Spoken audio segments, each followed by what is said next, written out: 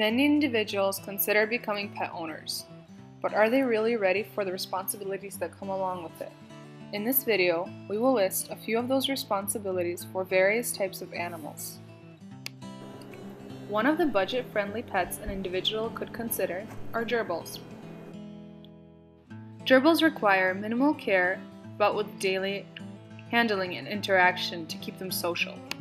If looking to purchase a gerbil, consider visiting the local shelter or finding a breeder.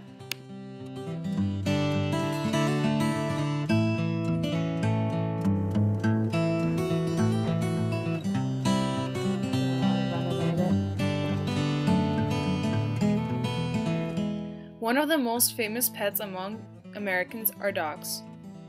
One of the responsibilities of an owner is to provide the dog with a daily, well-balanced diet.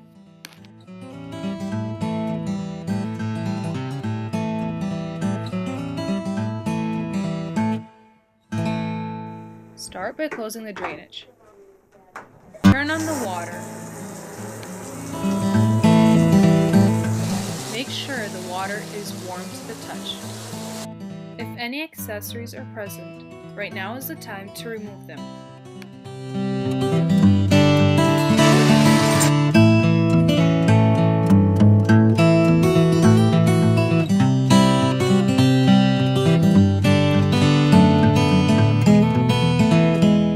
With all of its accessories now removed, your dog is now ready for its bath. Start by placing the dog into the bathtub. Then begin to soak it with water, making sure to get all the dry spots that there are. Rubbing in the water could get all the dry spots that there are underneath the outer coat.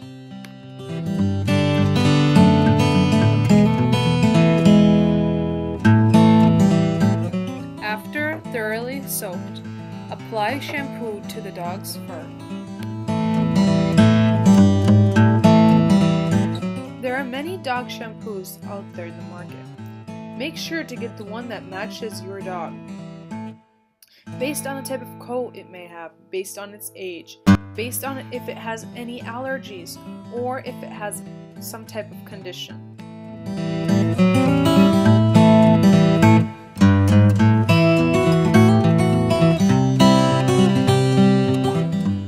Make sure to massage the shampoo into the fur of the dog to get all bacteria and dead skin.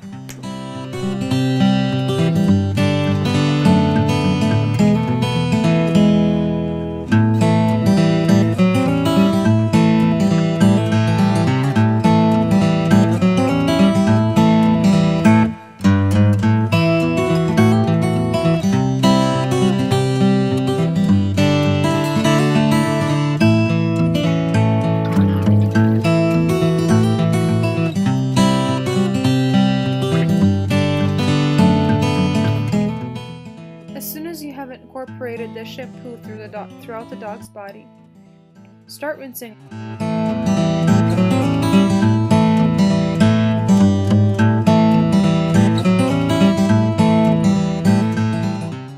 When rinsing, try to take care of not getting soap to get into the dog's eyes, as it may irritate their eyes.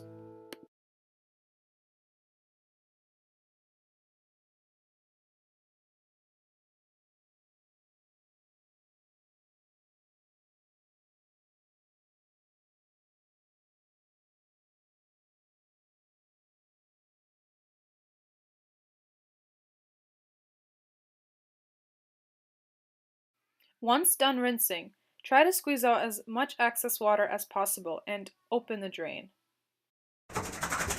Make sure to have a towel prepared.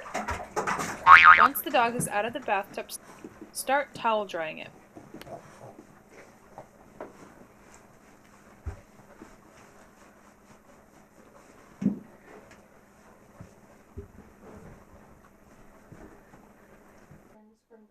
Next, start brushing the dog from head to toe to release any tangles. This is very important as this increases circulation through the dog's skin and gives it a healthy coat. For me, it depends on what we're doing. Okay, how about you? Depends on the days. I gotta look at my work schedule. For those who are financially stable, horses make great pets. Because of the time of the season, during the winter, start with a de-shudder.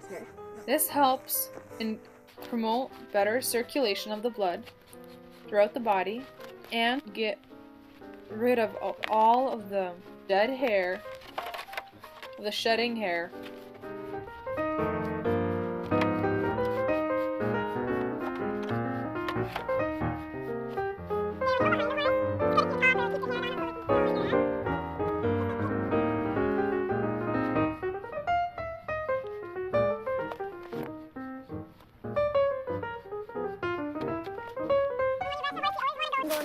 After the de-shudder, switch to the body brush.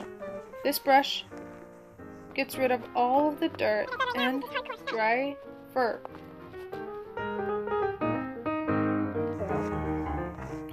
Go over with a mane comb. This is to brush out the mane and the tail of the horse. Just to pull it off to the side. Never stand behind a horse. Instead, pull its tail to the side and brush it out like that. So that it doesn't hurt them. Next is the face brush. Gently stroke your horse's face with it. This is the only brush to use on the horse's face as it is soft.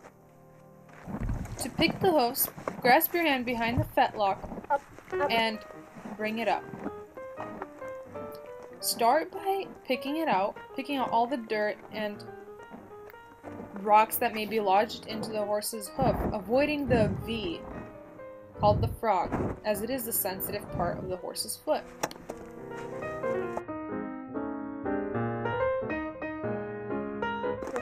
Start by introducing the horse to the saddle pad. Then, gently slide it from the front to the back. Put the saddle on the horse. I'm better at just doing than trying to... Throw the breastplate and the girth onto the other side. Bring the stirrup up to the horn and adjust it there.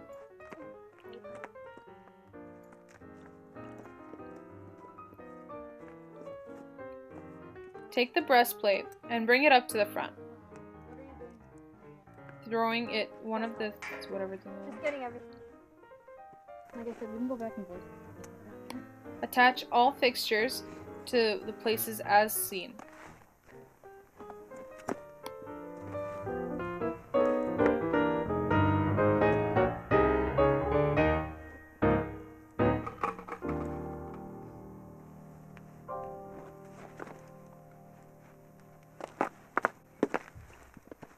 Make sure to thread the breastplate through the girth before attaching it to the saddle.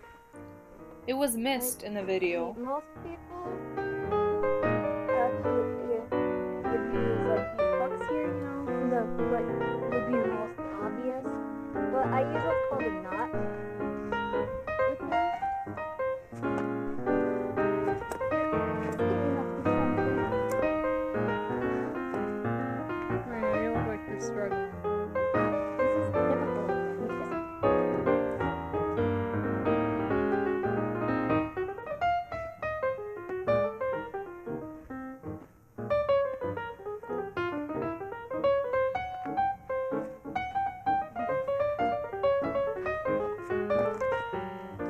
Once the girth has been threaded through,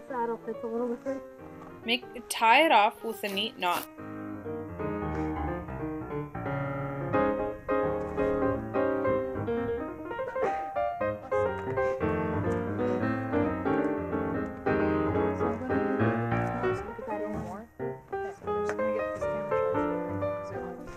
Now it's time for the bridle. Release the halter of the horse and tie it off behind on its neck, making sure just so it would not, if it were to spook, it would not run away. Bring the bit up to the horse and slip it on, making sure to let the horse bring the horse's ear through the headpiece.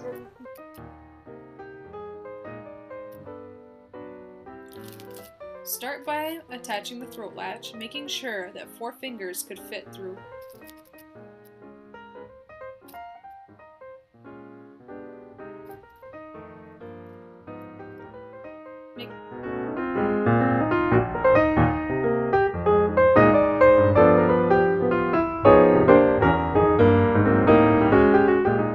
To mount the horse, you're going to want to come from the left side.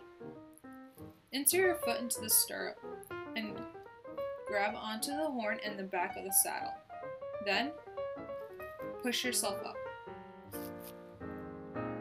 Once up, swing your leg over and insert it into the other stirrup. Hold the reins as shown.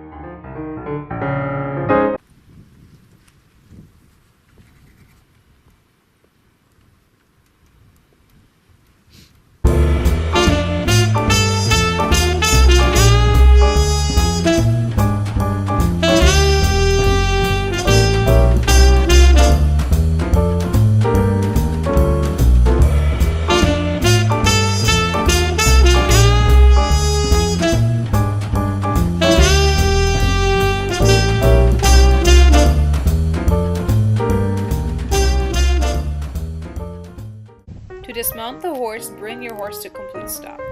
Take out your right foot out of the stirrup and hold the reins in your left hand. Then grasp onto the saddle horn. Swing your leg. Got it. Livestock animal that are not very budget friendly to keep, but also very social creatures.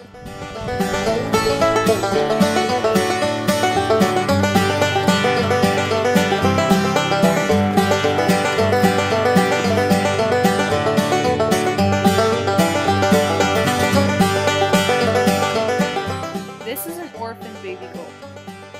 His mother died when he was 3 days old. He now has to be fed with a bottle containing another goat's milk in order to sustain his diet and grow healthy.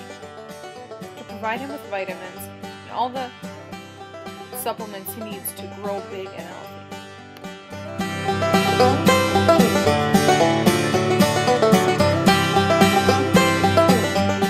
Once the baby goat is weaned, it will be eating grain as seen by another goat. One of the most popular pets on farms are chickens.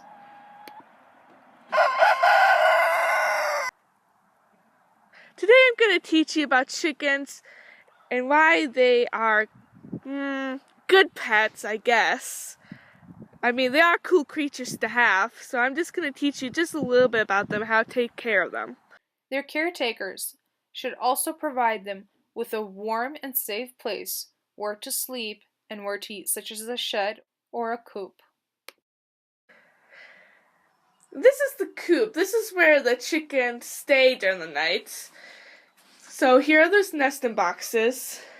We put the jeans over the nesting boxes because if we don't, the hens won't lay because they'll think that the other hens will steal their eggs. So they do like their privacy. And they have favorite nesting boxes. They generally don't stray that much. See, you can see the egg inside there. It's not really a good looking nest, but I guess it tried. The chicken tried. So here's an egg. This is from Americana because it's green and they lay green eggs. It's a decent size. Just as big as ones you would get in the store.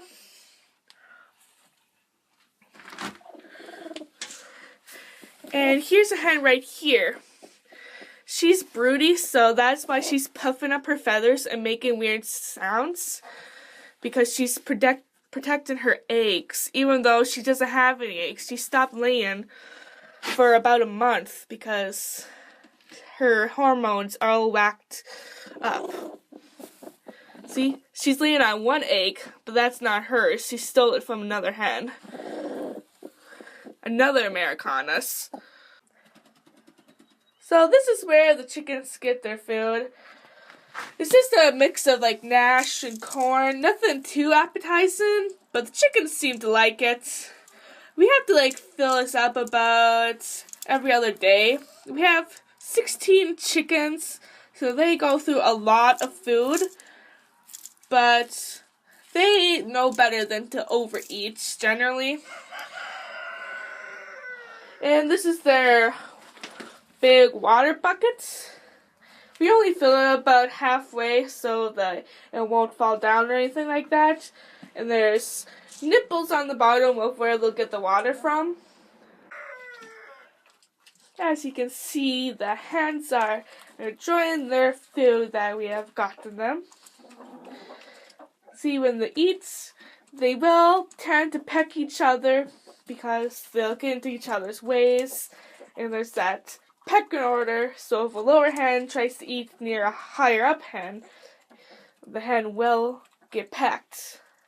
And that is just the way it is.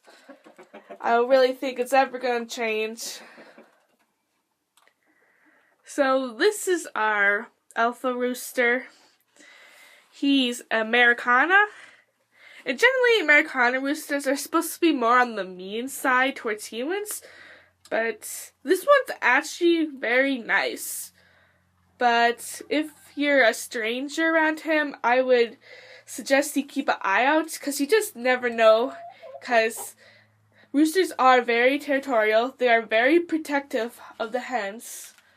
If they start to cry out, they will come for you. As you can see, this rooster's comb isn't super tall or anything, but it's very fat. It has like 3 rows to it. Yes, very good looking. See, he's a pure white rooster. Look at that wingspan. Look how good his feathers are. I mean, none are really torn apart or anything like that. They're almost pure whites. This is what he uses to attract the ladies. The bigger feathers wingspan a rooster has, the more attractive the ladies will be when he does his little dance for them. The most thing people don't like are his feet. They look like alligator feet. And look at those nails, those claws. See, he's very mad right now because he wants to go outside, but we're not letting him outside for now because we do want to film him a little bit. But don't worry, even when we have like them locked in, they still can go outside through this little door, which we will close during the night so no predators can get in. As you can see, he's mad right now because he wants to go outside because all the other hens are outside. And he doesn't like to leave them by themselves because they're so stupid and tend to wander off. And they will wander in right into a predator's jaws. And here's our other rooster. He's a bantam rooster, so he's really, really tiny. He gets picked on a lot by the other rooster. But, you know,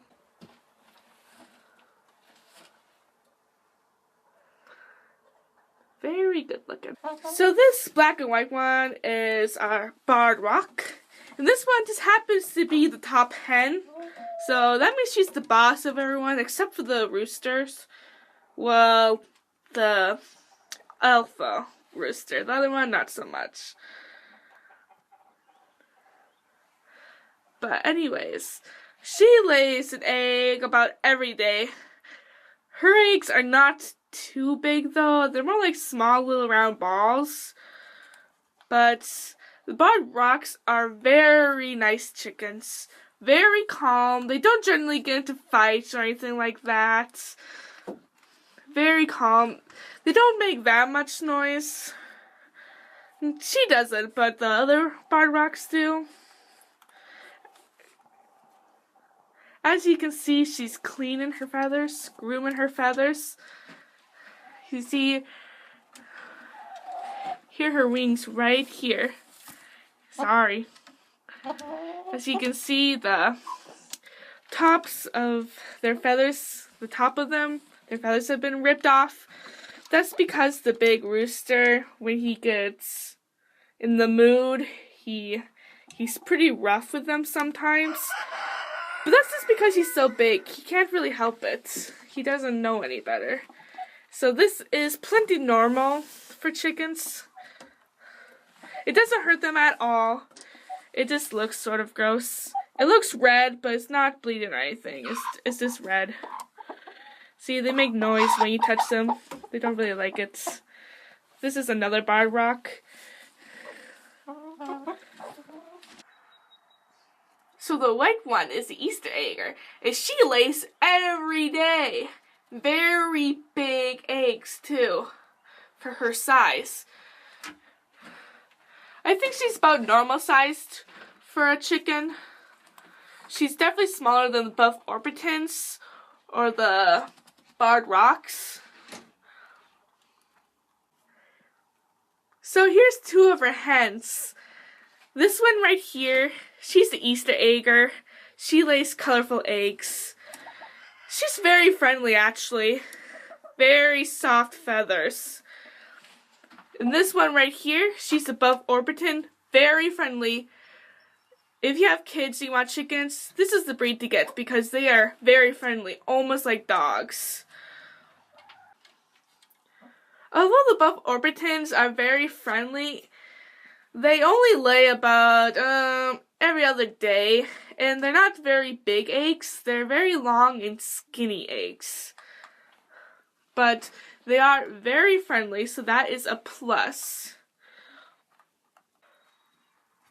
Buff orbitans also tend to get very, very broody, just like that hen I've shown you. They'll stop laying their eggs. They'll get really mad if you look at them. So you don't want broody hens because they'll make the other hens feel broody too. And then all the hens will stop laying eggs, and we don't want that. Okay. Yeah.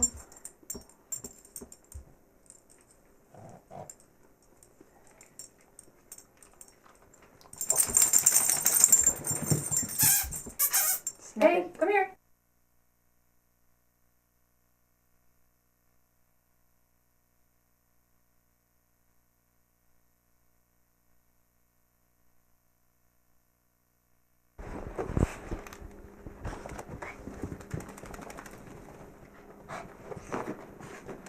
Dang it.